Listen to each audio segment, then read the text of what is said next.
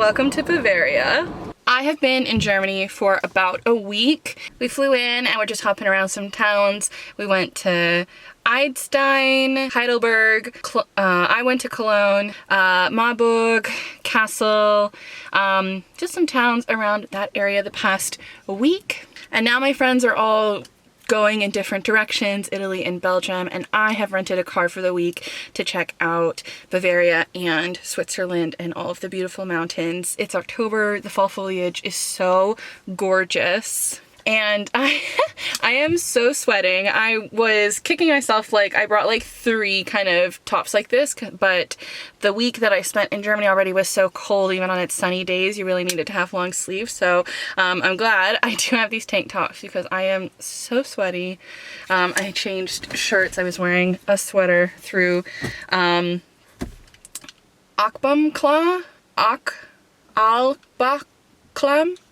It's this beautiful gorge hike. I went in a little farther than I was expecting. I went to the waterfall, which was really cool and stunning. But yeah, I heard good things about this hike, so that was my first stop of the day. So now I am driving deeper. I'm going to some lakes. I have to check my itinerary and hopefully find a Diet Coke somewhere. Actually, here they are, Coca-Cola lights.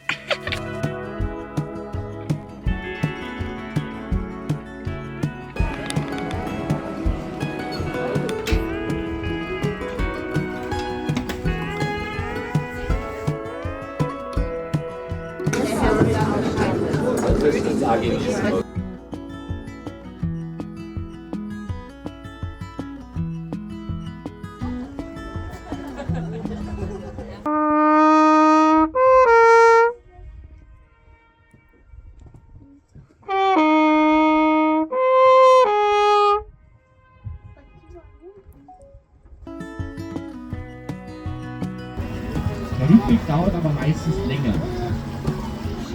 Krass,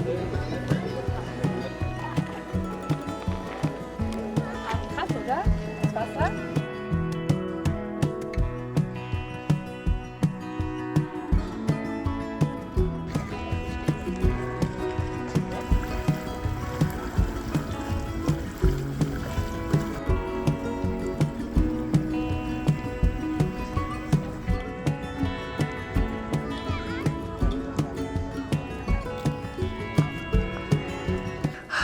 I just finished up at the Königssee. This looks to be a like massive, beautiful park. I wish I had more time to spend here.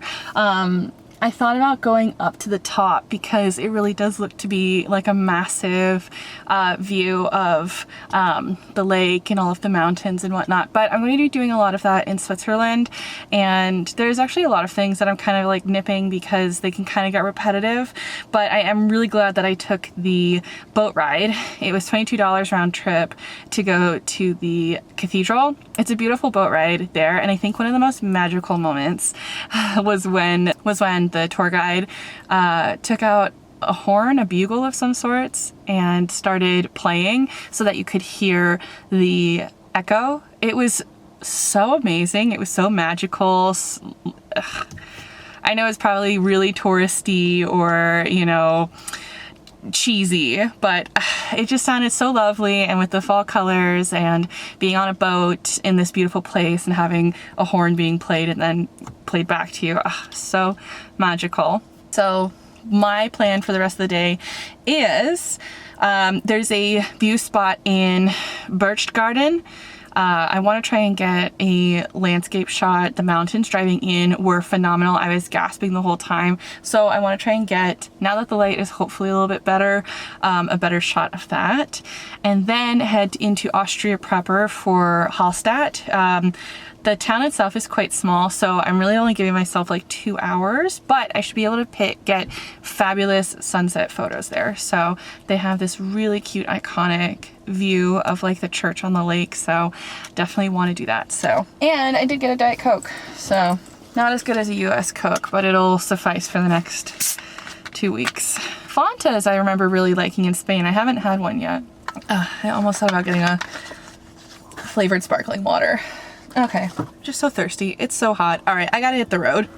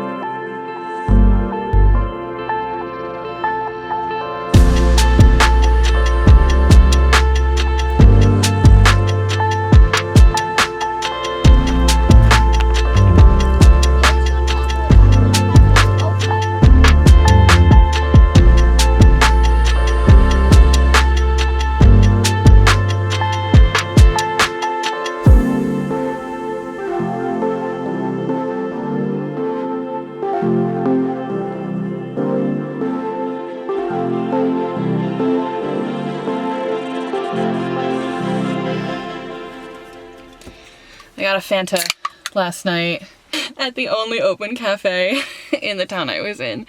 Thank the Lord, heaven sent. So it is day 2 with the car on the road in Bavaria. I wanted to get a viewpoint of the town of Buschgarten. So I found this lookout point, and when I got to it, it was like a really tiny church. I think it's mostly supposed to be a walking trail, but I didn't see any do not enter signs for cars. And I was quick, in and out.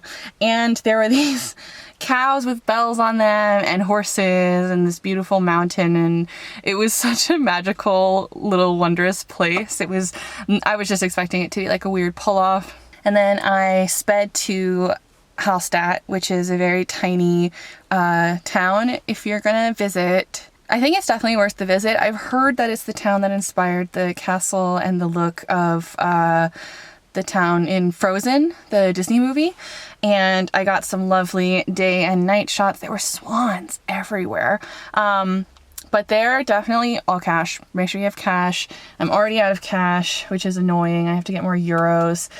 Germany in general has been really like a lot of euros. I spent my last 5 euros on that pastry upstairs, but that pastry up on the mountain, not a problem. We'll just get more euros. So yeah, walked around there. It's a UNESCO heritage site, the town, which is really cool. If you're in the region, definitely stop. It is very quick. You could spend like half a day there if you want, like walk the little shops and have a meal, and then that's about it.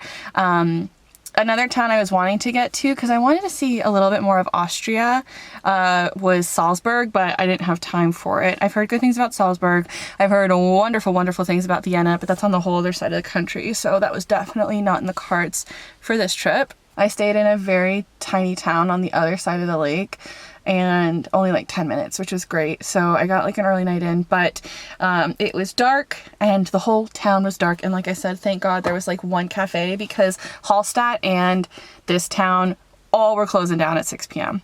Like when I got there and I was walking back to my car, like everything was like closed up. Even when I got there at like 5:30, I think people were packing up, closing their doors.